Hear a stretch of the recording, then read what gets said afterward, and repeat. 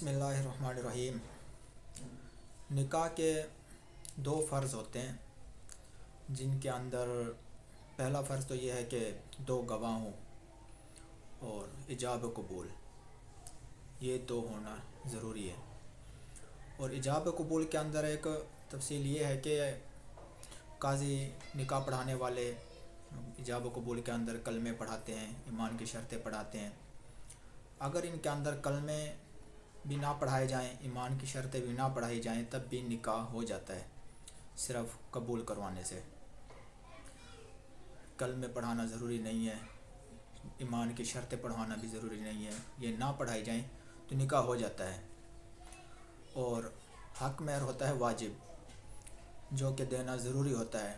عین موقع پر کوئی نہ دے سکے تو بعد میں دے سکتا ہے، 10 دن بعد دے دے، سال بعد دے دے، 10 سال بعد دے دے، جب بھی بندہ کی توفیق ہو حق مہر دینا لازمی ہے۔ اور 3 سنتیں ہیں نکاح کی، جن کے اندر خطبہ اور ولیمہ کرنا، چھوارے تقسیم کرنا، یہ سنتیں ہیں۔ ان پر اگر عمل کر لیا جائے تو ثواب ہے، نہ کیا جائے تو گناہ نہیں ہے، نکاح کے پر اس کا کوئی اثر نہیں ہوگا۔ اب اکثر قاضی حضرات کو دیکھا ہے کہ وہ نکاح کے وقت کلمے نہیں پڑھاتے، نکاح ہو جاتا ہے، اس میں کوئی حرج نہیں ہے۔ میں تقریباً 70-75 نکاح پڑھا چکا ہوں، لیکن میں کلمے پڑھاتا ہوں، ایمان کی شرطیں بھی پڑھاتا ہوں۔ اب اس کی وجہ یہ ہے کہ اس دوران کافی ایسے مسلمان سامنے آئے جن کو میں جب کلمہ یا ایمان کی شرطیں پڑھانے لگتا تو ان کو الفاظ صحیح طریقے سے ان کی زبان سے ادا ہی نہیں ہو رہے ہوتے تھے، کلمہ کے الفاظ بھی ان کی زبان سے نہیں نکل رہے ہوتے تھے، کلمہ پڑھنا نہیں آ رہا ہوتا تھا۔ دیکھ کر دکھ بھی ہوتا تھا، افسوس بھی ہوتا تھا کہ جس کلمے کی بنیاد پر ہم مسلمان کہلوائے جاتے ہیں، جس کلمے سے ہماری پہچان ہے کہ ہم مسلمان ہیں، وہ بنیاد، وہ کلمہ ہمیں اکثر لوگوں کو آتا ہی نہیں تھا۔ تو میں اس طرف یہ دل میں یہ ارادہ رکھ کر، یہ سوچ کر، یہ نیت رکھ کر کہ چلو اسی بہانے، شادی کے بہانے، نکاح کے بہانے ان کی زبان سے ایک مرتبہ کلمہ تو ادا ہو جائے۔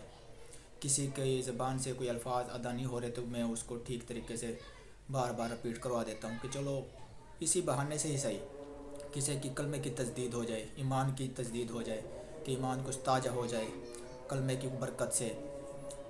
تو اس لیے میں باقی قاضی حضرات سے بھی ایک گزارش کروں گا کہ اس موقع پر کلمے بھی پڑھوایا جائیں، تاکہ جن لوگوں کو کلمے وغیرہ نہیں آ رہے ہوتے، چلو ایک مرتبہ ہی صحیح ان کی زبان سے ٹھیک طریقے سے کلمہ تو ادا ہو جائے۔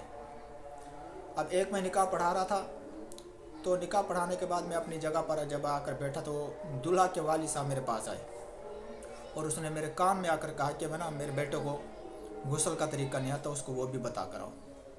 اب میں سن کر حیران کہ وہ اس کی تقریباً 27 سال عمر تھی دلہے کی، اور اس کو غسل کا کوئی پتہ ہی نہیں تھا۔ میں نے جا کر اس سے پوچھا، تسلی کی کہ بھئی آپ کو غسل کرنا نہیں آتا؟ اس نے کہا مجھے نہیں پتہ کیسے کرتے ہیں، کیا طریقہ ہے، کیا فرض ہے، کیا واجب ہے، مجھے بتائیں آپ۔ اس کو میں نے غسل کا طریقہ بتایا۔ اب ہمارا حال یہ ہے کہ غسل کا نہیں پتہ، کلمے کا نہیں پتہ، نماز کا نہیں پتہ، تو پھر اس طریقے میں ہم اپنے حالات کیسے ٹھیک کر سکتے ہیں، اللہ تعالیٰ کی کیسے ہم سے رضامندی ہو سکتی ہے؟ تو نماز پڑھیں، کلمہ، نماز، اس سیکھنے کا کوئی وقت نہیں ہے، پوری عمر ہے، انسان کسی بھی وقت سیکھ سکتا ہے۔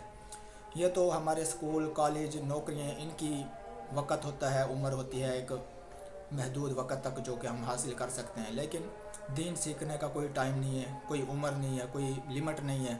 جب چاہے انسان کسی بھی پاس جا کر، اور کوئی بھی انکار نہیں کرے گا کہ اگر کسی نے کوئی نماز کا مسئلہ پوچھنا ہو تو اگر کسی مولوی کے ساتھ پوچھنے چلا جائے تو مجھے نہیں لگتا کہ کوئی انکار کرے گا۔ باقی مسائل پوچھنے میں ہم شرم نہیں کرتے، کسی کوئی معلومات لینے میں ہم شرم نہیں کرتے، لیکن شرم آتی ہے تو دین کے معاملے میں، وہ ہمیں پوچھتے ہوئے شرم آتی ہے کہ کوئی کیا کہے گا کہ اتنا بڑا ہو گیا اس کو یہ کام نہیں آتا۔ بھائی کسی نے جو کچھ کہنا ہے وہ کہتا رہے۔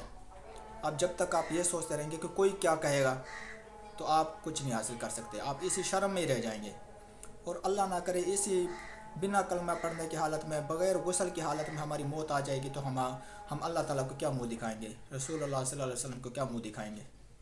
تو ٹھیک معنی میں چلو پورا دین حاصل کوئی نہیں کر سکتے، اتنا تو ہو کہ انسان کو جائز اور ناجائز کا پتہ ہو، حلال و حرام کا پتہ ہو، نماز پڑھنا آتا ہو۔ اللہ تعالیٰ ہم سب کو صحیح سمجھ عطا فرمائے، دین پر عمل کرنے کی توفیق عطا فرمائے۔ اللہ تعالیٰ ہم سب کو 5 وقت کا نمازی بنائے، ہمارے گھروں میں برکتیں عطا فرمائے۔ اللہ تعالیٰ ہم سب کو ہر قسم کے آفات و بلیات سے محفوظ فرمائے۔